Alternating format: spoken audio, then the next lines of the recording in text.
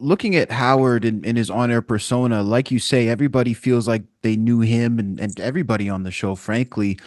How much of what Howard presents would you say as someone who's, worked with him for years, is factual? Is he some of the things I he don't know. shows on I don't there? know. I don't. You I don't know. don't. I don't answer that. I don't answer Okay. that because it's everybody's own interpretation.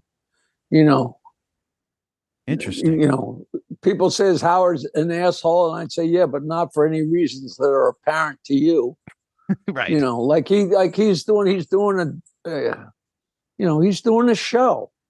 I always say the same thing in all the interviews. I say, when Bozo, well, you're too young, but Bozo was a clown Right. who wore big red wig and a big red nose and big, huge floppy shoes. And he'd put on his costume and go out there in front of the kids and he'd be a clown. And then when the show was over, he'd take off the wig and he'd take off the nose and take off the shoes and become a person. Now, Howard is no different than Bozo, only it's a lot more subtle than that. He'd go behind the microphone and become this character.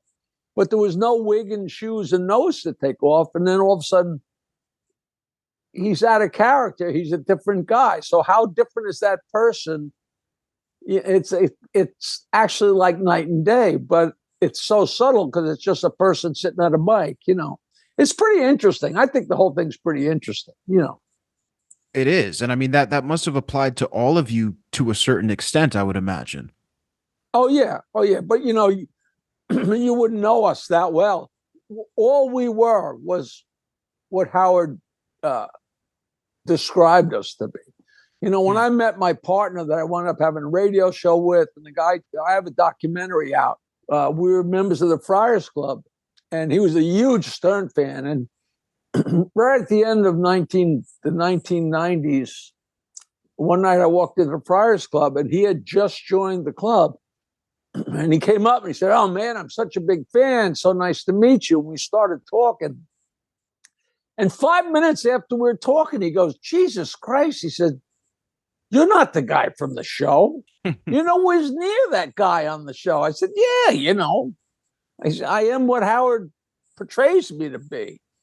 And we've been best friends now for 30 years or whatever. But he said he couldn't believe it. It was like night and day. It's like, wow, you're smart and you're not cheap. And, it's just, it just turned out exactly opposite. But who cares? I said, that's the show.